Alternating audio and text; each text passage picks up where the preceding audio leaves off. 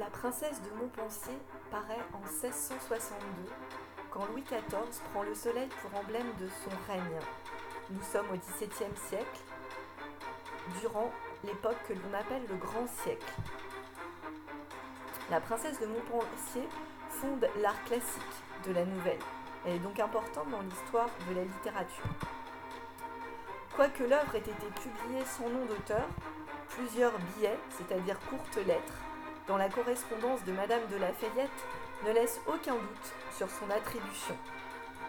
Nous savons bien que c'est elle qui l'a écrite. Mais pourquoi Madame de Lafayette écrit-elle cet ouvrage sans nom d'auteur, c'est-à-dire de façon anonyme ? Il y a plusieurs raisons à cela. La première, c'est qu'un aristocrate ne saurait faire profession commerce de ses talents. La générosité est une vertu essentielle. On ne doit pas gagner de l'argent avec ce que l'on produit intellectuellement. La deuxième raison de cet anonymat, c'est que le texte étant un divertissement, il est l'objet d'une condamnation religieuse. La troisième raison, la nouvelle raconte des histoires d'amour. Elle est accusée de séduire et de débaucher. Nous savons que dans Aristote, la poétique, qui est un texte de l'Antiquité, c'est la tragédie qui est le genre majeur, suprême, et tout ce qui est roman est dédaigné, méprisé.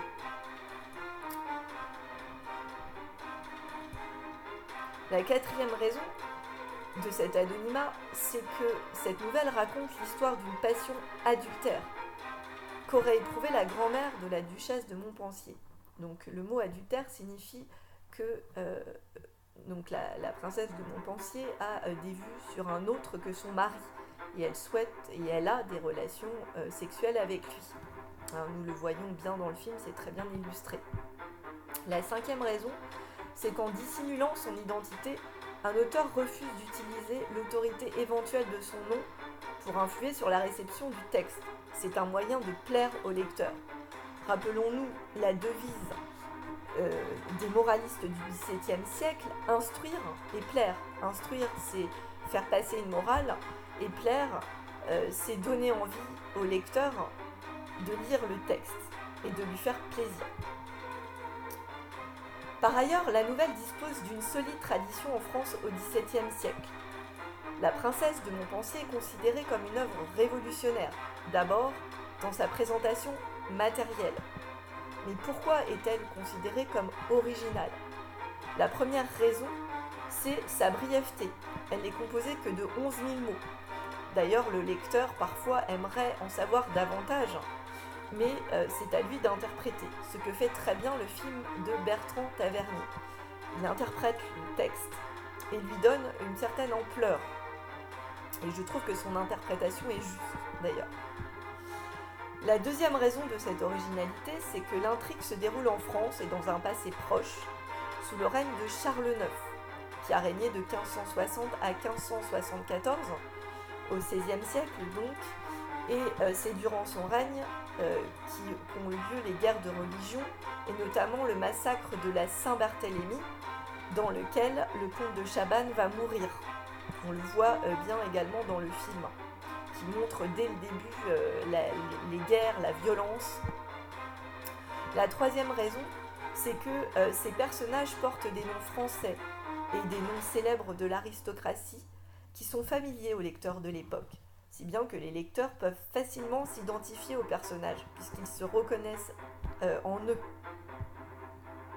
La quatrième raison de cette originalité, c'est que l'auteur, quand il mentionne des lieux, se réfère à une géographie réelle et familière, avec la mention d'Angers, de Loches ou de Paris. La cinquième raison, c'est que l'œuvre commence par les noces de son héroïne, Mademoiselle de Mézières, qui va devenir donc la princesse de Montpensier, pour aboutir à la passion malheureuse et destructrice d'une femme mariée pour un autre que son mari, qui est le duc de Guise, qui en plus va donc en choisir une autre à la fin de la nouvelle, parce que la princesse de Montpensier est trop difficile d'accès. Enfin, la sixième raison de cette originalité, c'est que l'histoire est racontée de manière linéaire, et en suivant une chronologie. dédaignant tout commentaire explicatif, contrairement aux romans de l'époque, qui sont souvent basés sur les analyses psychologiques. La septième raison de cette originalité, c'est la morale, qui dans la dernière phrase est minimaliste, c'est-à-dire très courte. Là encore, parfois on aimerait des développements plus importants, mais il faut s'en contenter. Voici ce que nous dit Madame de Lafayette sur son héroïne. Elle mourut en peu de jours, dans la fleur de son âge, une des plus belles princesses du monde, qui aurait été la plus heureuse si la vertu et la prudence eussent conduit toutes ses actions. Évidemment, elle est tombée amoureuse du duc de Guise et s'est donc laissée emporter par la passion, au lieu de suivre sa raison, ce qui lui aurait permis à la fin de ne pas être malheureuse et de ne pas mourir si jeune. Les commentaires que j'ai choisi de mettre dans ce diaporama sont inspirés des analyses de la préface de Laurence Plasnet, qui est maître de conférence à la Sorbonne.